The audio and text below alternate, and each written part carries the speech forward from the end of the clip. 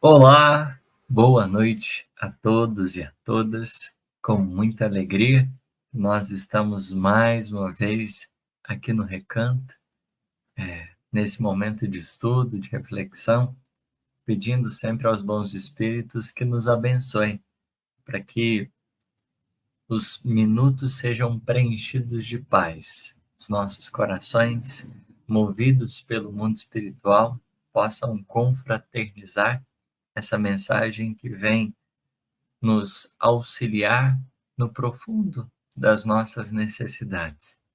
Eu espero que o nosso anjinho da guarda possa nos conduzir a fim de que não seja apenas palavra vã ou morta, mas o Espírito vivo, aquele mesmo que animou os discípulos, essas línguas benditas de fogo, elas possam nos ajudar na nossa empreitada da noite.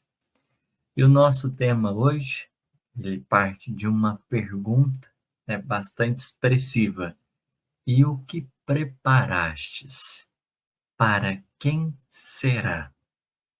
É um tema muito intrigante, está dentro dos evangelhos e a gente vai ter que descobrir para quem está sendo dito essas lições, o que está acontecendo. Pois bem, se nós visitamos o Evangelho de Lucas, no capítulo 12, verso 20, a gente vai encontrar essa frasezinha lá. Só que antes da gente ler especificadamente essa passagem, intitulada Parábola do Homem Rico, a gente precisa de caminhar alguns versículos atrás. Jesus estava num determinado lugar e chega um homem do povo e lhe diz: Mestre, diz a meu irmão que reparta comigo da herança. Mas ele, Jesus vai dizer, né? Homem, quem me constituiu a mim juiz, ou partidor sobre vós outros? É como se Jesus estivesse interrogando diante desse coração que queria que o irmão partisse a herança. Jesus está ponderando, olha, né? Quem sou eu para entrar nessas questões humanas, né? E de alguma maneira definir, de certo modo, quem vai ficar com a herança ou não. E aí, Jesus vai arrematar: acautelai-vos e guardai-vos de toda avareza, porque a vida de cada um não consiste na abundância das coisas que possui. Observemos que é uma lição um tanto que expressiva, o diálogo aqui é curto, é Jesus, né, no tete a tete, olho no olho, percebendo um coração. Porque a gente precisa lembrar, né, todo mundo carrega consigo as suas experiências, suas vivências, suas intenções. E Jesus, a cada um que o buscou, igualmente trouxe lições que às vezes estariam entre camadas, entre camadas. De certa forma, essa, essa esse questionamento proposto, né, inicialmente, quem me constituiu a mim juiz ou partidor sobre vós? Né? Que autoridade eu vou ter para lidar com esses bens humanos, né? Que já tem a sua regulamentação, já tem a sua forma de proceder. Isso nos faz lembrar igualmente do diálogo que Jesus teve com o Pôncio Pilatos, aonde Pilatos chega para ele e diz que tu és rei dos judeus. E aí Jesus vai dizer, tu o dizes. Como que, de certa maneira, vai deixar bem demarcado a questão da autoridade, que naquele instante estava sendo demarcada, rei dos judeus. Mas Jesus vai dizer, olha, o meu reino não é desse mundo, ou seja, a minha forma de legislar, o campo aonde eu atuo, as leis que eu sigo, elas não estão como que alicerçadas aqui na Terra. Elas extrapolam um pouquinho, elas estão, né, para além do que a gente percebe. De tal modo, Jesus, né, ainda pondera: olha, se o meu reinado fosse aqui, os meus servos, os meus trabalhadores, de algum modo, procurariam estar me servindo, estariam me defendendo nesse instante. Mas o meu reinado, efetivamente, não é daqui. É, a gente pode visitar uma outra passagem interessante. Jesus diz que o filho, né, a raposa tem os seus covis, da mesma forma que a serpente tem as suas tocas, mas o filho do homem não tem sequer aonde uma pedra para reclinar a sua cabeça. Então Jesus, ele está desconectado desses sistemas humanos, dessa regulamentação humana que é própria nossa, que diz respeito à nossa evolução, ao nosso desenvolvimento, ao nosso grau de adiantamento. Os sistemas humanos, a forma que o ser humano hoje se organiza, ela está como que adequada às nossas percepções, aos nossos sentimentos. Essa estrutura vigente é um reflexo ainda da realidade desse denominador comum, evolutivo da humanidade. E de tal modo, à medida que os mundos avançarem, que a Terra progredir na escala dos mundos, a gente vai notar também essa diferença sendo materializada. A nossa forma de legislar, de lidar com os recursos, igualmente vai sendo diferente.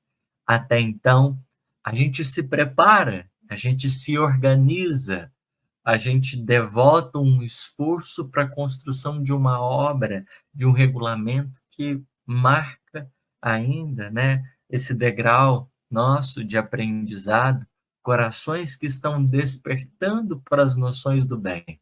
Na prece de Emmanuel, lá no livro Há 2000 anos, na introdução, no prefácio, ele vai dizer que nós estamos estagiando nas primeiras letras do Evangelho. A mensagem da Boa Nova ainda é uma boa notícia. Nós ainda não desfrutamos. Ela ainda nos chega recentemente aos ouvidos, a preparar-nos as terras do coração, que dia virá, que frutificará e poderemos compreender como que esse reinado do Mestre, essa ação dele, sob quais bases o pensamento dele, como que legisla, organiza, gere aquilo que fundamenta a sua ação. Então, é interessante, né, esse contexto, porque trazendo essa pergunta e recomendando cautela, olha, acautelai-vos e guardai-vos de toda avareza. Por que será que Jesus recomenda isso àquele irmão? Será que, de certo modo, né, ele já tinha uma condição boa e o irmão não tinha? Né? Fica aqui para a gente pensar um pouco mais a respeito desse contexto. Mas o fato é que Jesus aproveita dessas circunstâncias para ensinar a cautelar e guardar.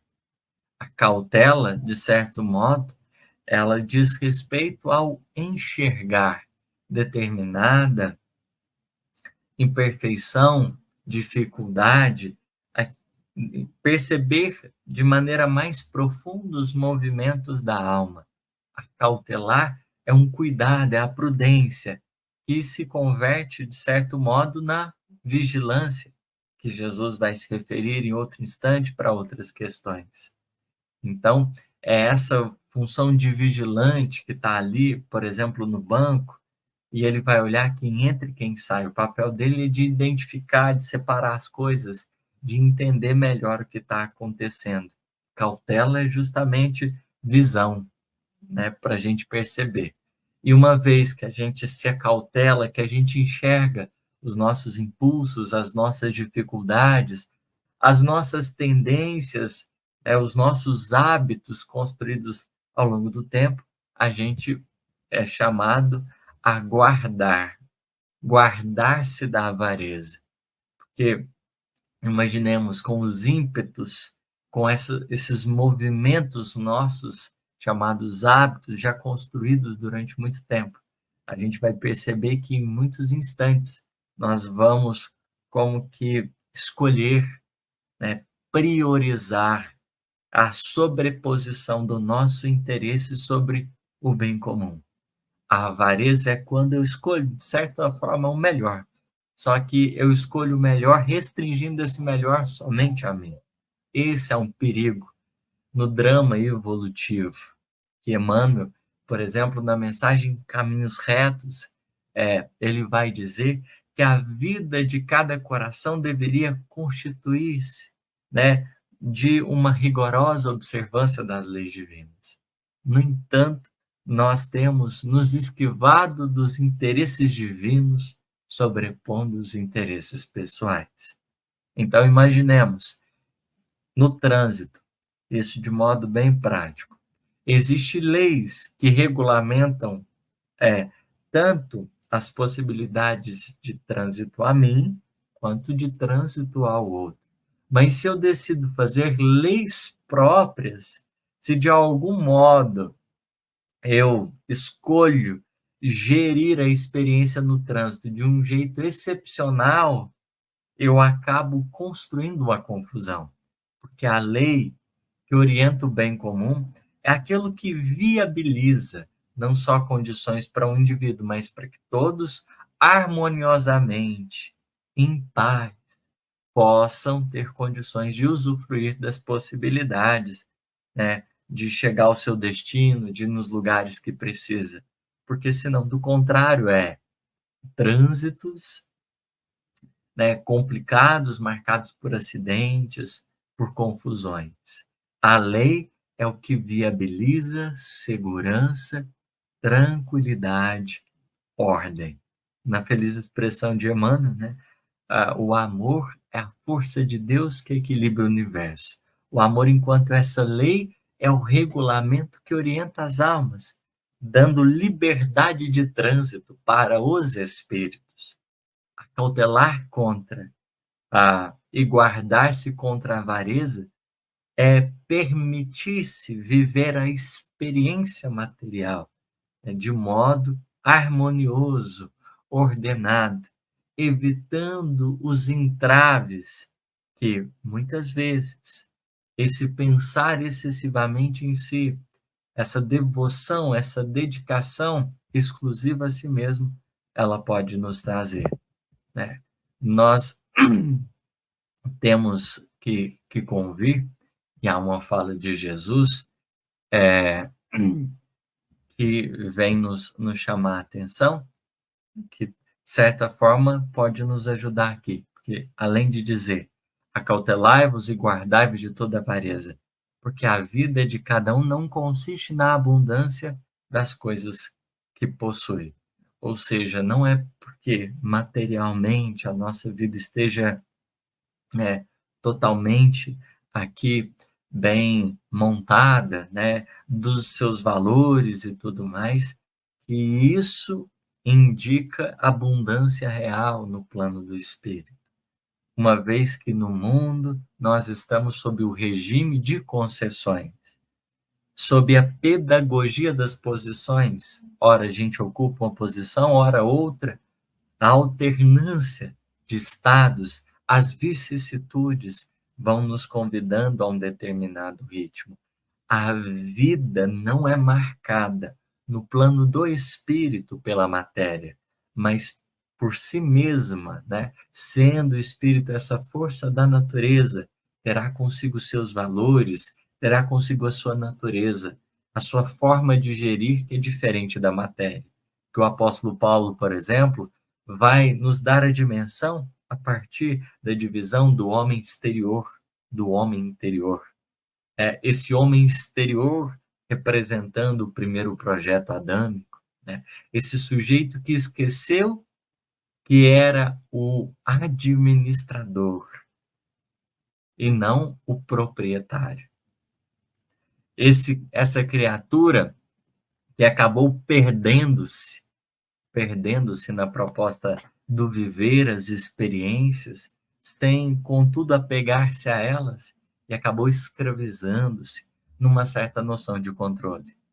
E um segundo Adão, né, que é essa criatura interior, que já legisla de outro modo, né, que já vive a experiência de outro modo, entende que a sua função é de administrar, que Deus é o supremo doador da vida, o grande planificador dos nossos destinos. Dois paradigmas, né, que um é a apropriação, e por isso esse homem exterior, ele se corrompe, porque de certo modo, né, na materialidade, tudo está em transformação, tudo caminha para as mudanças. Da mesma forma que no plano da alma, o homem exterior, a cada dia que passa, ele se corrompe, mas o interior, ele se renova, na expressão paulina. Então, no plano do espírito, há um ciclo de sempre de ascendência. Agora, na matéria, a gente já pode analisar de forma diversa. Caminha para outras direções e para outros rumos. Tudo se renova, mas na matéria, né, de modo particular, as coisas caminham pela lei de destruição a um determinado fim, a um determinado objetivo. Então, nesses dois paradigmas vigentes, o do proprietário e do administrador, algo lá, né, do Gênesis de Moisés, que ecoa no Evangelho e que, de algum modo, chama-nos a atenção aqui. A abundância da nossa existência, o que vai constituir os valores da nossa vida, não serão aquilo que as nossas mãos podem tocar, que os nossos olhos podem ver. Na expressão de Emmanuel, não será aquilo que de algum modo, está morto ou vai morrer. Aquilo que naturalmente a vida, né, vai levar, né, e o Haroldo, ele criou uma expressão forte, né, mas ele diz algo bastante significativo. Ele vai considerar o seguinte, né, em velório não existe caminhão de mudança. Ou seja, de algum modo, a gente vai sendo convidado a compreender essa postura psíquica que a vida nos chama para nós desenvolvermos, que é a postura do administra, daquele que é responsável, daquele que responde por determinadas coisas enquanto elas lhe pertencem. Pois bem, levando em conta isso, né, a gente tem aqui como que o cerne da lição que vai ser trabalhada na parábola, naquela história que teria, de algum modo, esse caráter abrangente e que poderia, aos corações que estão ouvindo o mestre, além desse homem que chegou ali querendo que o irmão repartisse herança, repartisse o melhor, a gente vai ter o quê? Essa história de modo mais amplo para ficar gravado na memória desses corações. E a parábola é o seguinte, e dela a gente vai recolher a pergunta que a gente está estudando aqui. Disse-lhe então em parábola, isso vai do verso 16 ao 21. O campo de um homem rico tinha dado abundantes frutos, e arrazoava consigo mesmo, dizendo: que farei, que não tenho onde recolher os meus frutos? E disso farei: demolirei os meus celeiros e os farei maiores. Neles recolherei todas as minhas colheitas e os meus bens. E direi à minha alma: tens muitos bens em depósito para largos anos. Descansa, come, bebe e regala-te. Mas, disse-lhe Deus, Nécio, ou louco, né? Essa noite mesmo virão demandar-te a tua alma. O que ajuntastes? Para quem será?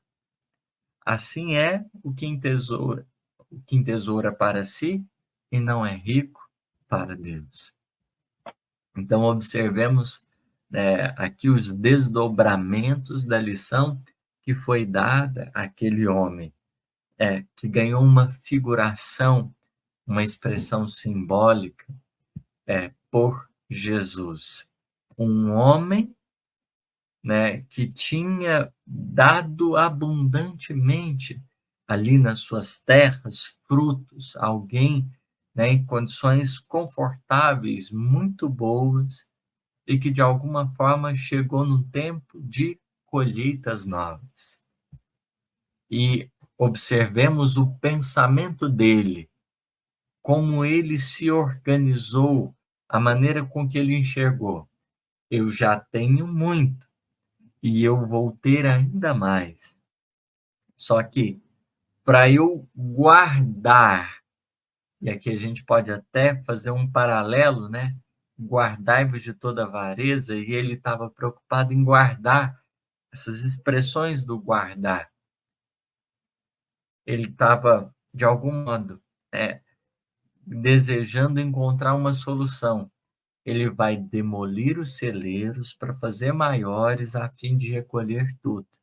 Em nenhum momento passa pela cabeça dele, pelo coração dele, que aquilo ali poderia ter uma utilidade geral.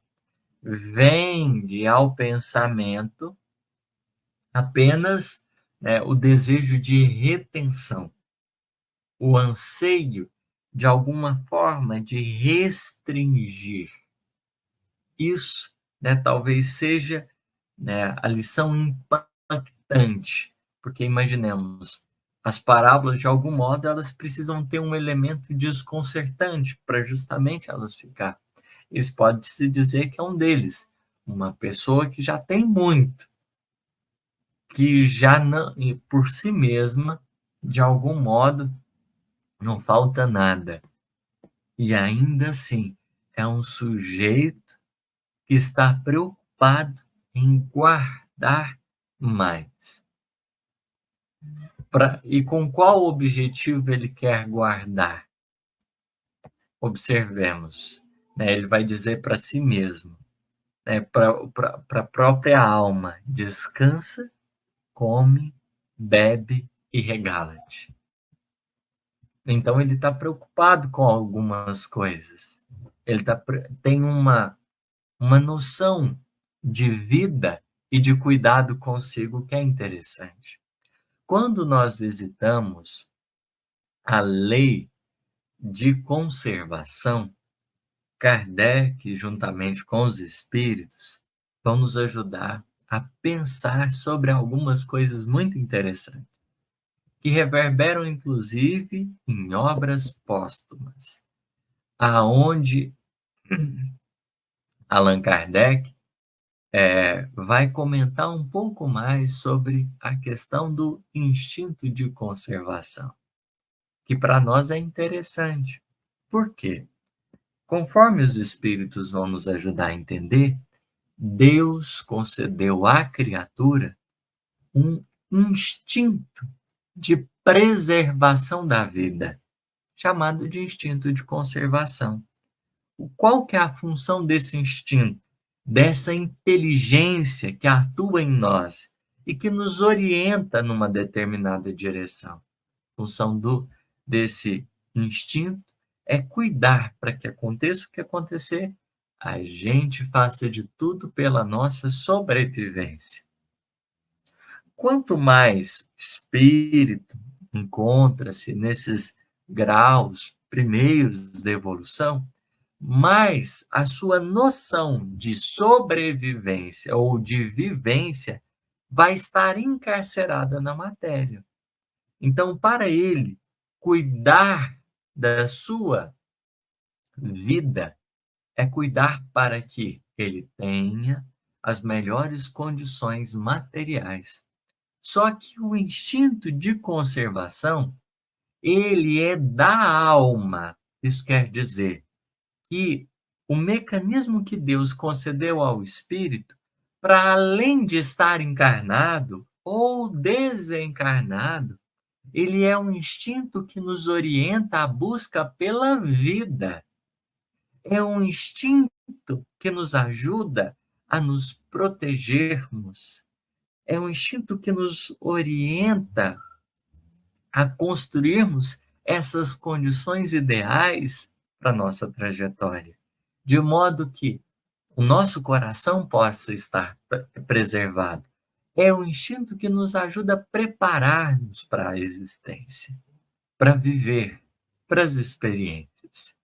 Então, observemos, por estarmos muitas vezes nesse processo de desenvolvimento da consciência, por estarmos na compreensão ainda desses elementos iniciais da trajetória evolutiva e estarmos identificados ainda muito profundamente com a matéria, é natural que a gente entenda a ideia de conservação pelo viés também material. Se a gente consulta a escala espírita, espíritos imperfeitos, Kardec vai dizer que existe como que um predomínio da matéria sobre o espírito.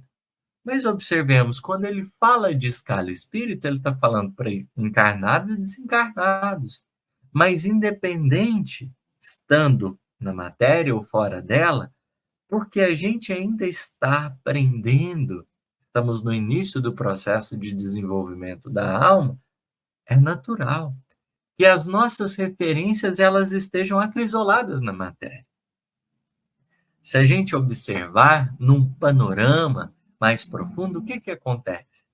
Nos mundos primitivos, é a matéria como que orienta-nos. A experiência material não é uma experiência sensível e inteligente, porque a ideia do espírito ainda não foi desenvolvida. Tanto o espírito ainda, né, no mundo primitivo, tanto encarnado quanto desencarnado, ele ainda não tem uma consciência afetiva de si, ele ainda não tem uma ideia profunda do espírito. No mundo de prova e expiação, o que acontece? No mundo espiritual, ele passa a desenvolver uma ideia de espírito, mas que ainda não materializa-se efetivamente na Terra. Ele começa a descobrir ela. É no mundo de provas e expiações que, de algum modo,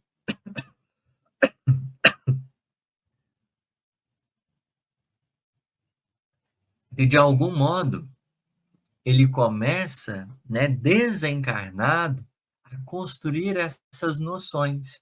No mundo de regeneração, tanto desencarnado quanto encarnado, a ideia do espírito ela vai se tornando mais profunda. Ele vai entendendo um pouco mais de si mesmo. E é a partir daí que nós vamos entendendo as forças da alma. Um dos exemplos, esse instinto de conservação, não simplesmente restrito à condição orgânica. A proteção da vida física, que é importante, é fundamental, porque de outro motivo não estaríamos aqui. Existe objetivo na encarnação e é justo salvaguardarmos a vida material, cabendo apenas ao Criador a tarefa da ceifa, né, de nos chamarmos, né, de retorno ao mundo dos espíritos. Mas, para além dessa concepção de conservação do corpo, nós vamos descobrindo a lei de conservação sob a perspectiva do espírito. Então, aquelas perguntas, elas vão ganhando um pouco mais de profundidade para a gente. Porque Kardec, ao entender esse instinto de conservação, ele vai nos dizer algo em Obras Póstumas bastante curioso. Ele vai dizer que o egoísmo e o orgulho vão descender justamente do instinto de conservação. O egoísmo e o orgulho têm como raiz esses instintos. Mas como assim? De que maneira? Inicialmente, a gente tem a tarefa de cuidar de nós. E como nós nos devotamos a uma visão ainda mais materializada, como a matéria ainda predomina sobre o espírito, a gente está engatinhando, né? Ainda nessa compreensão da matéria, a gente entende que precisa cuidar de nós. É uma necessidade natural. de cuidar dessa vida material. O egoísmo e o orgulho surgem como superexcitação desse instinto. É quando nós nos valemos da vontade para administrar tão somente em proveito próprio. Eu sei que eu preciso cuidar de mim, só que eu começo a nutrir por uma disposição lúcida. O quê? Um cuidado excessivo. Existe um equilíbrio, existe uma parte que nós somos responsáveis por nós, mas a gente pode agir para além dela. Como assim? Vamos pensar num exemplo muito prático. Como que a gente vai lidando com esse instinto na nossa vida? Nós temos a necessidade de alimentar, é algo básico, cuidar dessa vida material. Então chega um instante que bate nos à porta a necessidade da nutrição. E a gente, vamos imaginar que nós estamos lidando com um prato que a gente ama, né? Com aquela coisa, imagina agora de noite, né? Para mim, sou vegetariano, aquele sanduíche com a maionese caseira, esquece. Gostosíssimo, né? Fantástico. E aí eu vou e peço um sanduíche. Eu sei que eu preciso alimentar, e aí eu pensei em alguma coisa que eu goste. Mas observemos, eu estou com fome e eu preciso alimentar. Qual pronome, né, que eu utilizei aqui, pronome pessoal? Eu. Eu preciso, eu vou me alimentar. Não existe nesse instante um outro, um outro. A primeira perspectiva do instinto de conservação é a constituição do eu. Eu preciso entender necessidade.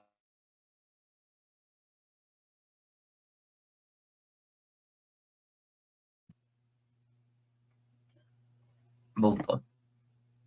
Eu preciso fazer, eu preciso realizar. Parte de um eu, né? É esse espírito identificando a sua individualidade, percebendo as suas necessidades. É fundamental.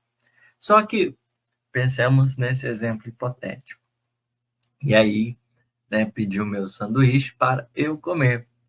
Isso bate na porta de casa, uma visita. Ou bate na porta de casa, talvez alguém pedindo alguma coisa de comer. O instinto de conservação, ele tem como propósito nos induzir ao cuidado. Só que para além do cuidado, né, muitas vezes a gente superexcita ou a gente perde a noção da necessidade, porque eu tenho necessidade de alimentar. Precisa ser necessariamente o sanduíche? Não precisa. Mas aí imaginemos que alguém bate pedindo alimento. E tá ali o sanduíche, né? Tá ali o sanduíche. Pode ser que a gente fale, não, sanduíche é para mim. Vou arrumar outra coisa para o outro, né? Ele vai comer outra coisa. Às vezes esse nível de resistência que a gente tem, de, por exemplo, né, a gente pensar que o outro pode ter também aquilo que a gente gosta muito, né? Esse momento que às vezes a gente é colocado à prova. É simples, é um exemplo muito simples, mas que a gente vai percebendo o que é necessidade, né? E o que na verdade representa um objetivo pessoal. Nós, né? Quer dizer, né, que seja ruim eu querer comer o sanduíche? Não. Às vezes pode ser ruim eu não perceber que eu posso partilhá-lo, que o meu corpo também pode ficar bastante satisfeito com uma outra coisa de comer, que eu possa oferecer essa alegria a um outro coração. Então, a gente vai nessa perspectiva entendendo, cuidar de si mesmo é uma necessidade. Entender aquilo que perpassa o meu coração faz parte essencialmente. Só que vai, né, existindo também na nossa trajetória, talvez um certo apego ou uma certa necessidade que a gente se impõe né, que a gente chama de egoísmo. É quando a gente volta a atenção totalmente para si mesmo e não consegue, nesse instante, por exemplo, pensar: nossa, o outro vai ficar feliz ao comer isso, né? A gente, às vezes, não conseguiria pensar, né, no ato de partilha como um momento de alegria para o outro e falar: nossa, o outro vai ficar satisfeito. E aquilo ali nos afetar positivamente. Quando o egoísmo ainda marca muita presença, talvez nos doeria partilhar. A gente sentiria que estaria perdendo, de algum modo, aquilo ali, né, arrancaria um pedaço de nós. É como se a gente tivesse indo contra a necessidade de cuidar da gente mesmo. Mas a bem verdade é que a gente, às vezes, desconhece efetivamente o que precisa. Então, esse sujeito aqui da parábola, esse homem rico, né?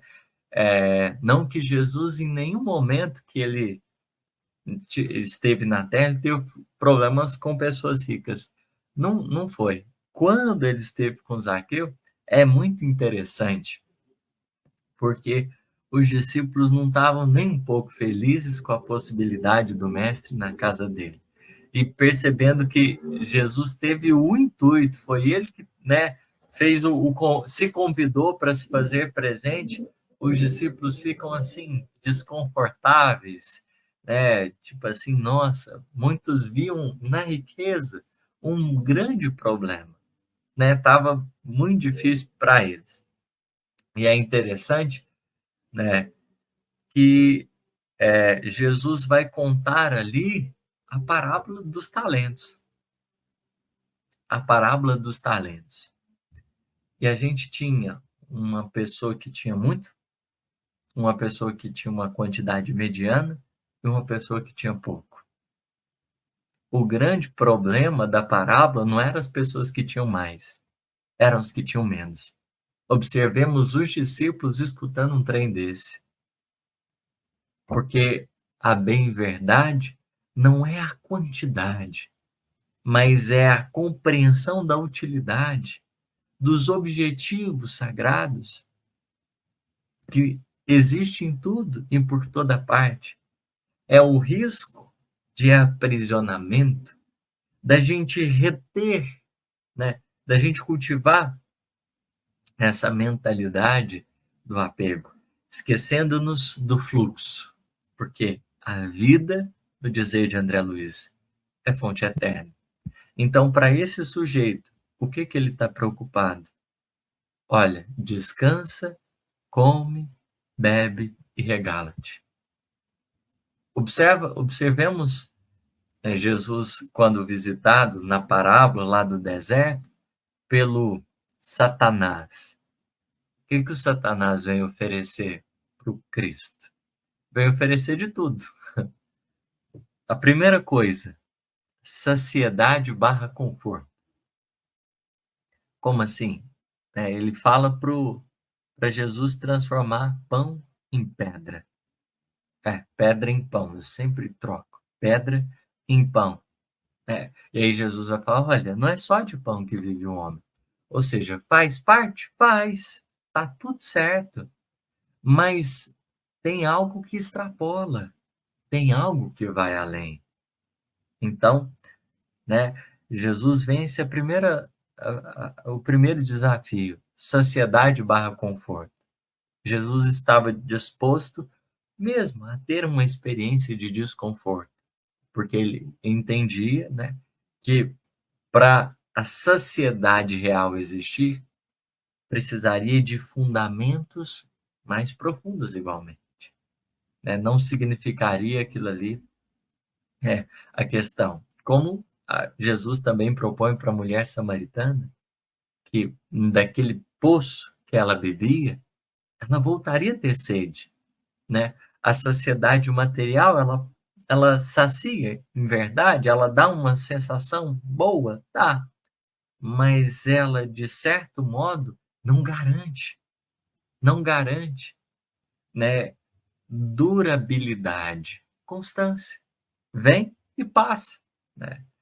E, de certo modo, você vai bebendo desse poço, vai bebendo, e aí Jesus fala que naquele poço de Jacó, as cobras, as serpentes poderiam fazer seu ninho, ou seja, né, nessa busca por algo que, de certo modo, não vai cuidar essencialmente da alma, pode atender às necessidades do corpo, que está nas suas transformações, mas não atende essencialmente às necessidades do espírito.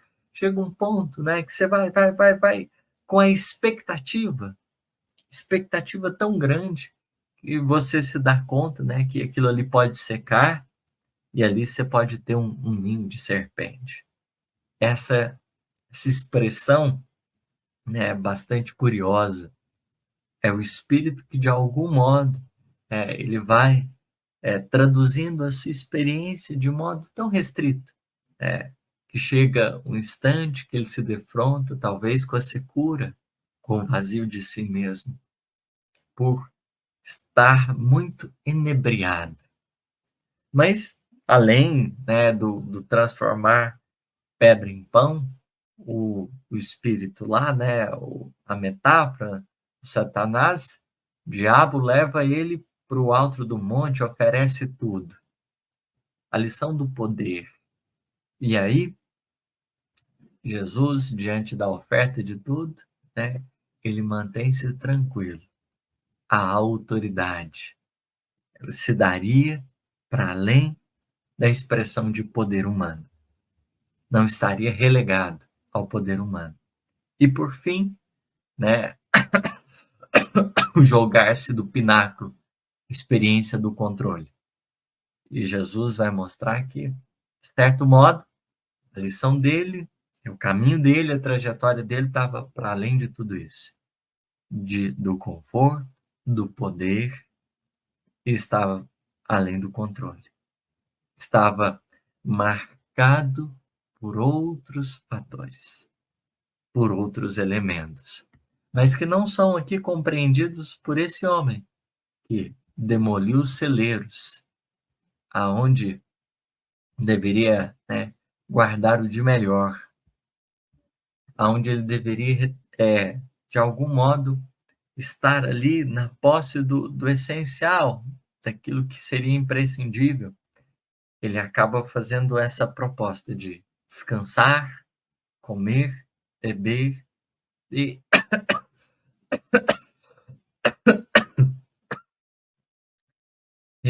regalar-se, né? Viver a experiência do excesso. Porque, vamos dizer assim, o descanso, né, é a comodidade, o ócio, né? O comer e beber é a expressão do prazer, é a extensão, a compreensão, né, de um prazer. Então, você descansa, fica no ócio, vai usufruir do prazer e vai regalar-se, vai experimentar o excesso, né? Esse é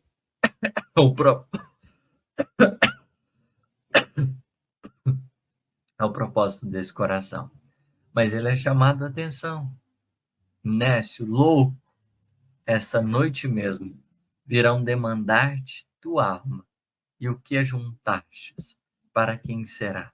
Essa noite simbólica, né, que a gente pode dizer, a desencarnação, ela representa esse instante da aferição desses valores, aonde a gente é chamado a entender o que diante da nossa trajetória até aquele instante presente, o que de alguma forma, com todo o nosso esforço, com todo o nosso movimento, o que a gente reservou, o que de algum modo a gente conseguiu separar, preparar, deixar ali como que à disposição de nós mesmos. A desencarnação, como que é esse sopro, né? Aonde a palha vai se esvaindo, o milho fica, ou seja, é aonde a gente é convidado pela vida, nessa administração nossa, a devolver algumas coisas. E a gente é chamado a perceber, né, de modo mais expressivo, que a gente não é dono, né, de tanta coisa. O lugar da cama, a gente não é dono do emprego, né, dos títulos que, de certo modo, a gente conquistou, seja no plano acadêmico. Tudo isso a gente vai sendo chamado a despir-se. O para quem será, olha, né, vai ficar para alguém, de algum modo vai servir para algum coração, mas o que que, em essência, o que que para você mesmo, de algum modo você vai guardar, você vai conseguir permanecer com. Porque o instinto de conservação, e aí a gente vai entendendo o valor dele, muitas vezes é quando a gente está na partida. Porque ele nos chama a atenção. Como que você cuidou de você? Porque do corpo, né, da personalidade perecível, você deu conta, né? Você aparentemente concluiu todos os objetivos, mas e de você, individualidade imperecível? O que que permanecerá com o teu coração? O que que, como você se construiu em toda essa trajetória? Porque lembremos, o instinto de conservação é da alma. Então, o ímpeto de vida que a desencarnação muitas vezes escancara, a gente, nossa, não viveu o suficiente, é porque a gente não cuidou de si mesmo. É porque naquele instante, né, como que tirado o véu, de novo, né, momentaneamente, de maneira mais profunda, a gente começa a enxergar-se, a gente começa a perceber-se. É esse mesmo instinto de conservação que a gente apropriou ele para a matéria, tão somente para ela. É o que nos lembra que o nosso coração precisa de alguma coisa a mais. É o que nos lembra que a nossa vida não se reduz simplesmente, né, à atenção aos sentidos. É esse instinto que nos lembra da vida, a feliz expressão de Emmanuel, enquanto essa vida, essa experiência digna da imortalidade. É aquilo que diz respeito à transcendência. Precisa transcender, precisa, de algum modo, trabalhar-nos o coração, porque senão, né, isso que a gente fez tanto esforço e que é digno, é respeitável, tem o seu valor, tem a sua importância no mundo. E como, da mesma forma que Jesus lidou com muita tranquilidade com a riqueza, nunca foi problema. Nunca foi problema qualquer que seja, né? Cargo humano, qualquer que seja título, nenhum instante isso foi dificuldade. Porque o desafio está em realmente a gente se reconhecer. Para quem vai ser? Será que a gente conseguiu se enxergar? Será que a gente conseguiu se perceber nesse planejamento reencarnatório, diante dos compromissos que a vida nos chamou a atenção ao coração? Será que, de algum modo, a gente entendeu o que a gente pediu antes de encarnar? Aquilo que a gente não gostaria de esquecer, aquilo que deveria nortear a nossa trajetória e que manifestaria sua plenitude, a sua expressividade, quando a gente tornasse e pudesse se olhar, porque o espírito, no dizer de Lázaro, precisa ser cultivado. Há um instinto que nos chama para a vida, para a gente cuidar da gente. E que nos lembra que nós não somos o corpo que morre. É esse instinto que assegura a imortalidade, porque é o que revela para nós e para além dos véus da matéria, há o Espírito na sua grandeza. É esse instinto que nos conduz essencialmente a uma percepção mais profunda da gente mesmo, mas que inicialmente serve ao egoísmo e ao orgulho, porque superexcitados pela nossa identidade tão material, às vezes a gente se perde e esquece, né, do que somos em verdade. Esse é um pouquinho das nossas reflexões a respeito desse contexto, né, dessas lições que Jesus trouxe. A gente espera do fundo do coração, de algum modo, elas possam despertar aí, né, essa nossa necessidade de pensarmos como que efetivamente a lei de conservação tem agido em nossas vidas. O que que a gente quer manter? O que que a gente quer conservar? E é diferente de reter, diferente de aprisionar, conservar no intuito de expandir, frutificar, para que a vida manifeste a sua beleza. Para isso, cuidado com a avareza. Cuidado com a avareza. Restringir a vida, né, a expressão material de si mesmo, será um engano, às vezes difícil, complicado, porque representa muitas vezes um descuido com a gente mesmo. Muito obrigado, muita paz a todos.